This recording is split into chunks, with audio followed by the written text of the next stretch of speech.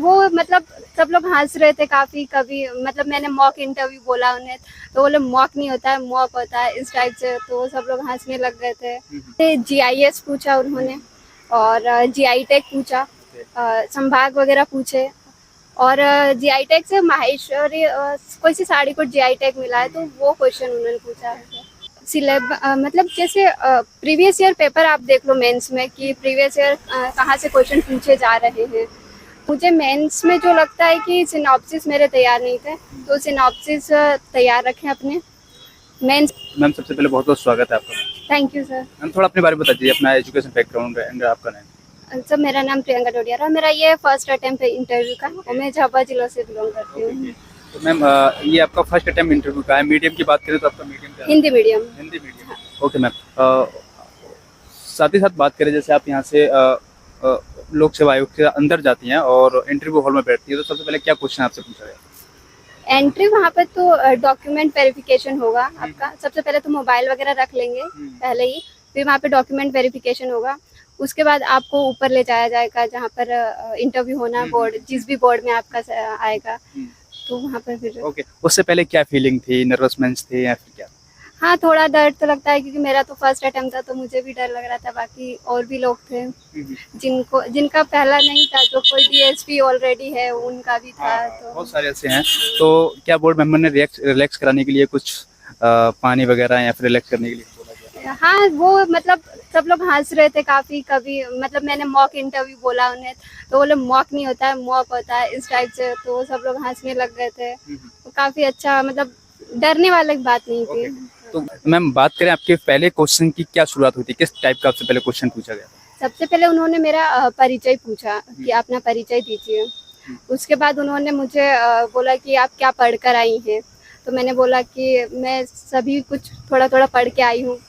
तो वो बोले कि इतना बड़ा सिलेबस है, आप क्या क्या पूछे हम आपसे। तो मैंने स्पेशली उनसे ज्योग्राफी का बोला कि अगर आप ज्योग्राफी से पूछेंगे तो मैं बेहतर उत्तर दूंगी। तो फिर उन्होंने ज्योग्राफी से ही क्वेश्चन पूछे। किस टाइप के क्वेश्चन पूछे, अगर आप बता पाएं तो थोड़ा उनको थोड़ा एक हिंट मिल पाएगा कि किस टाइप के क्वेश्चन पूछे? जैसे जीआईएस पूछा उन्होंने, और जीआई टैग पूछा, संभाग वगैरह पूछे। और जीआई टैग से माहेश्वरी कोई सी साड़ी को जीआई टैग मिला है, तो वो क्वेश्चन उन्होंने पूछा है, जिसमें मैंने सॉरी बोला कि मुझे नहीं पता था। कोई करंट बेस्ड क्वेश्चन आपसे पूछा गया हो या कोई सिचुएशन बेस्ड क्वेश्चन आपसे दिया हुआ? नहीं। उन्होंने हाँ ये जरूर पूछा था कि जैसे आप एसडीएम हैं, तो आप लोगों को कैसे बताएंगे कि पंचायती राज क्या होता है। ये क्वेश्चन उन्होंने पूछा था, एक बोर्ड मेंबर थे उन्होंने। और बाकी डेफ वगैरह से मुझसे कोई भी क्वेश्चन नहीं पूछा गया ना, हॉबी वगैरह से कुछ भी नहीं है। अभी जो वर्तमान में इलेक्शन चल रहे हैं, इलेक्शन से कोई क्वेश्चन आपसे पूछा? नहीं, करंट से एक भी क्वेश्चन नहीं था। मैम बात करें आपकी जो एमपीपीसीएस की जर्नी को लेकर, कब से स्टार्ट होती है आपकी? मैंने 2019 का फर्स्ट अटेम्प्ट दिया था, और 2020 का मैंने मेंस लिखा था, और ये मेरा थर्ड अटेम्प्ट है जिसमें मैं इंटरव्यू दे रही हूँ। स्पेशली आप बात करें तो आपकी स्ट्रेटजी किस तरीके की रही, और क्या जो पास्ट में जो क्या मिस्टेक की थी और क्या आपने सुधार किया था, थोड़ा मुझे मेंस में जो लगता है कि सिनॉप्सिस मेरे तैयार नहीं थे, तो सिनॉप्सिस तैयार रखें अपने। मेंस में तो बहुत इम्पोर्टेंट है सिनॉप्सिस का, क्योंकि 2020 में मेरे जो है सिनॉप्सिस तैयार नहीं थे, और 2021 में मैंने कर लिए थे। तो मुझे लगता है बात किया जाए वॉल्यूम्स की बात किया जाए तो किस तरीके से आपने वॉल्यूम्स को तैयार किया और क्या रिसोर्सेज रहे? रिसोर्सेज तो नॉर्मल सबको पता है, जो भी रहते हैं ढेर सारे हैं। तो जो आप प्रेफर करें, जो आपको अच्छा लगे वो समझ में आए। जो एक यहाँ पर कंफ्यूज रहते हैं एस्पिरेंट की, अगर हम प्रिपरेशन करते हैं डायरेक्ट एनसीईआरटी से शुरुआत करें, डायरेक्ट स्टैंडर्ड बुक पे चले जाएं, तो आपका क्या रिसोर्स है? मैंने तो बेसिकली कोचिंग वगैरह से की थी, तो वहीं से जो नोट्स मिले थे उसी से करा है। बाकी अगर अभी जैसे जिस टाइप का जो सिलेबस है, उस टाइप से मुझे लगता है कि एनसीईआरटी वगैरह पढ़नी चाहिए।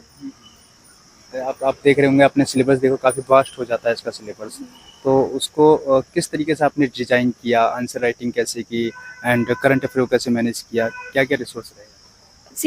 मतलब जैसे प्रीवियस ईयर पेपर आप देख लो मेंस में, कि प्रीवियस ईयर कहाँ से क्वेश्चन पूछे जा रहे हैं, तो उससे सिलेबस आसान हो जाता है। सबसे मेन कि आप प्रीवियस ईयर पेपर ही लिख के पहले देखो, तो वो हो जाता है। करंट अफेयर के लिए क्या रिसोर्सेज रहे आपके? मैगजीन और न्यूज़पेपर या फिर कोई यूट्यूब चैनल क्या रहा? मैंने अधिकतर पढ़ाई यूट्यूब से ही की है, तो मैंने करंट वगैरह यूट्यूब से पढ़ लिए और बाकी न्यूज़पेपर आप डेली पढ़ लो।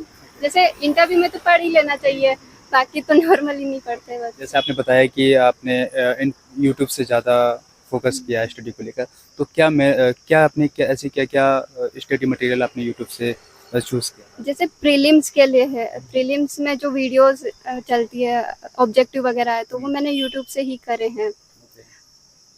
बात करें मैम आंसर राइटिंग को लेकर, क्योंकि आंसर राइटिंग इसमें काफ़ी बड़ा रोल रहता है, तो आंसर राइटिंग कब से स्टार्ट की थी आपने और किस तरीके के अच्छा आंसर लिखने के लिए क्या क्या करना चाहिए?